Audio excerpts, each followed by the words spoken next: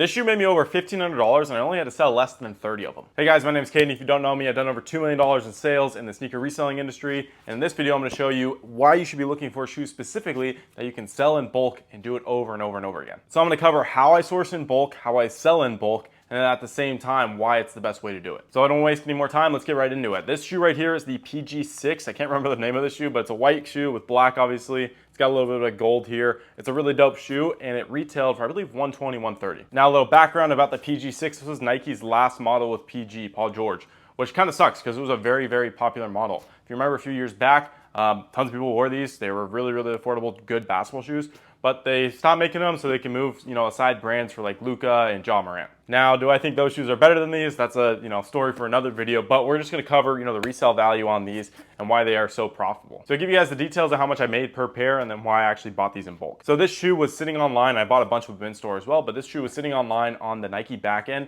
which is a tool that I use to source. I'm going to throw some footage up on the screen right here. It's a way that you can buy shoes that aren't for sale on Nike. It's a really dope tool, and essentially what it does is it goes into the back-end site of Nike, and again, allows you to buy these shoes. So that's where I was able to get these in bulk. They're already discounted to $100. I use discounts to get them even cheaper. So I sold 29 pairs of these so far of PG6s, and my average price on them was around 90 bucks. Some of them I got a little bit cheaper depending on, the cashback Nike was running, but around 90 bucks per pair, which isn't even that big of a discount considering the retail I think is around 120, 130. So about a $30, $40 discount. It's not that big because there's other shoes and I bought in PGs in the past for 40, 50, 60 bucks. So you can get them a lot cheaper, but I'm just showing this as an example. Now this shoe, I'm gonna throw up tons of screenshots on the screen. I've sold this one for over 170, 180, 150 all the time, right? But my last sale on this one, I made a $58 profit on it. It was payout at 148. And again, that's pretty much what the average was. So that would be $1,700 almost in profit. I hedged it down to say $1,500 just, to give you guys the benefit of the doubt there. But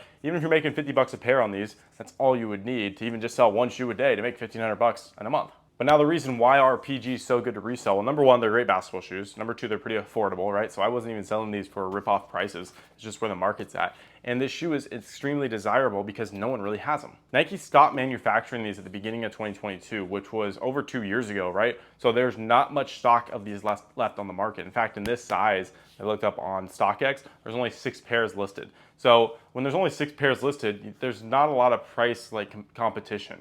It's really, you just list it and then the buyer has to be, the competitor. They have to be the ones bidding. And this happens time and time again. I've done this with the PG3s, the PG4s, the PG5s, now the PG6s. They stop making them. I buy them up for really cheap.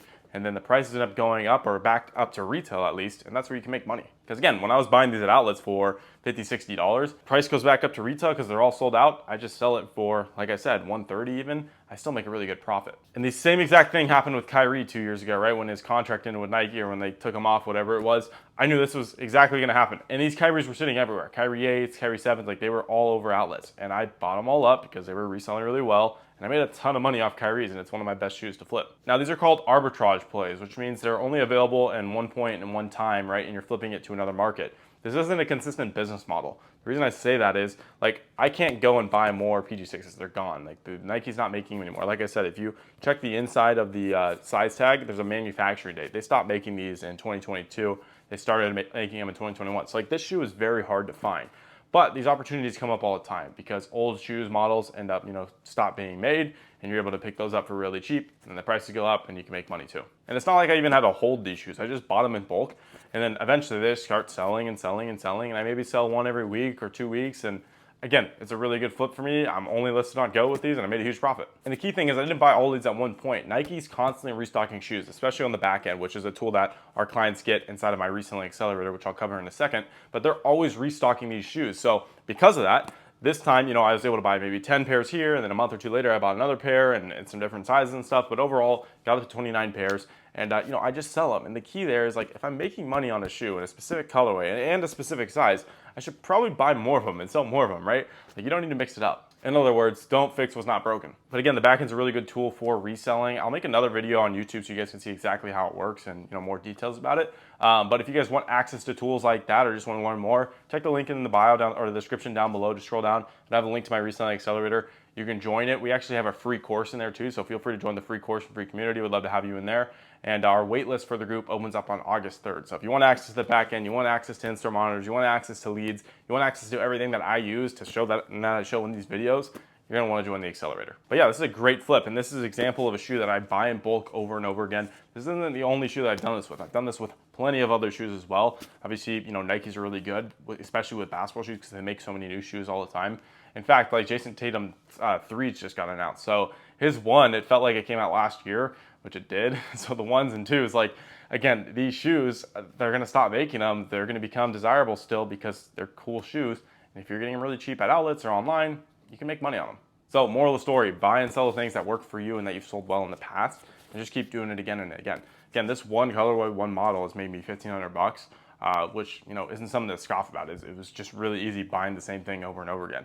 And I'll make a separate video about me doing the same thing with Kyrie's. But thank you guys for watching this video. If you have any questions, feel free to shoot me a DM on Instagram. I'd love to talk to you guys. And I hope to see you inside the accelerator on the wait list. And again, 3 weeks till our restock on August 3rd, so you don't want to miss it. So thank you guys for watching this video. Have a blessed one.